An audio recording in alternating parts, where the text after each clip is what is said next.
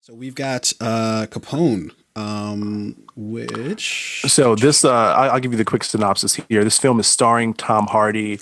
We all know the Al Capone story, but this film is going to focus on the 47-year-old Al Capone, who, after 10 years in prison, starts suffering from dementia and becomes haunted by his violent past. So, first of all, this motherfucker Tom Hardy is he's like the new gangster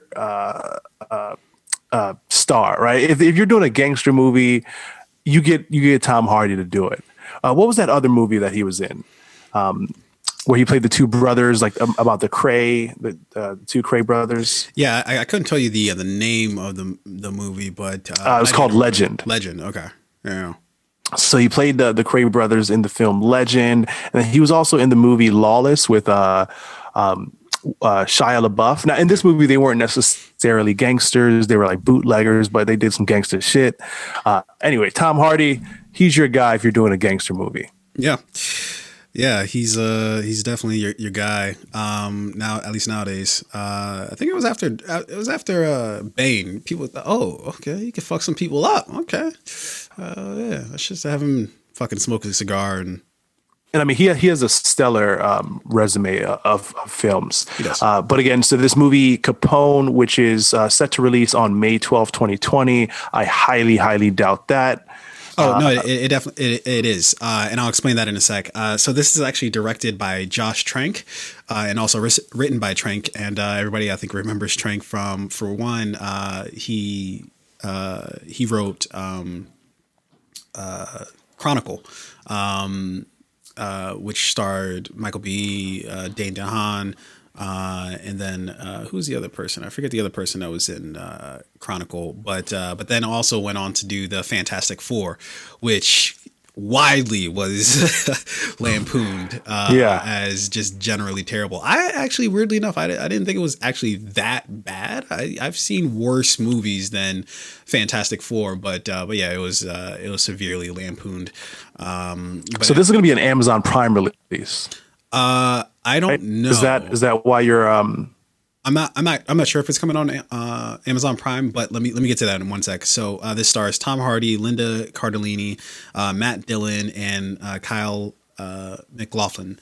And just like you said, Arain, is due out May 12th of this year, but supposedly it's supposed to be coming out on VOD, released by Vertical Entertainment. I don't know if if other streaming platforms are going to pick it up, or if it was specifically if it needs to be sold to like another distributor. Or, I don't know how all that is currently laid out, but I think that they're preparing, of course, to release it on VOD, versus obviously theater, since there will not be a theater for them to enter into. do you think May 12th is too soon? That's like literally right around the corner.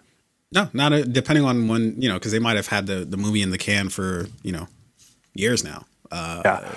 Yeah, they might have had the movie finished 2 years ago or last year, and they were just waiting to like do like some post editing or something like that. And then they got hit with the whole coronavirus thing, and then they're like, all right, fuck it, what are we gonna do? Let's go ahead and just release it VOD and see where the fuck that gets us. So here's why I ask, right? So I think that the current administration, all the science and all the updates and information we're getting in terms of like the coronavirus and when this thing is going to peak and when we're going to start to see some like regression in infection rates, the downside of the bell curve, right? And they're saying that by June or May, June, or realistically mid-June, no, mid-May, early June, July at the latest, right? The country will kind of open back up and hopefully life will start to return to normal. And then you might see like another outbreak or spike during the wintertime. If you release your movie mid-May to early June, and that's around the time that the country reopens and, you're no longer being asked to quarantine or stay at home, that'll fucking suck Because no, everyone is going to want to like rush to be back outside. And I think people are still going to be cautious, but as soon as people could get back outside, they're going to be outside. Yeah, I don't think so. I don't think so. I think it's going to be a much slower situation than that, or at best, it's going to be a mix. Some people are going to rush out and just do everything and literally just live outside of their homes. Others are going to be super fucking cautious because they see that, for one, the government is trying to like force shit to reopen. So it doesn't necessarily mean it's, we're all safe. It just means that they just, they don't want to see the economy plummet any more than it has. So they're going to try to open it back up. And then, how do you actually know? Because there are stories that have been coming out that the people who've had COVID-19, that they got better, and then somewhere down the line they tested positive for it again. So if that's the case, I don't even know how the fuck do you solve that? Like, and you're about a year away from a vaccine. Nope.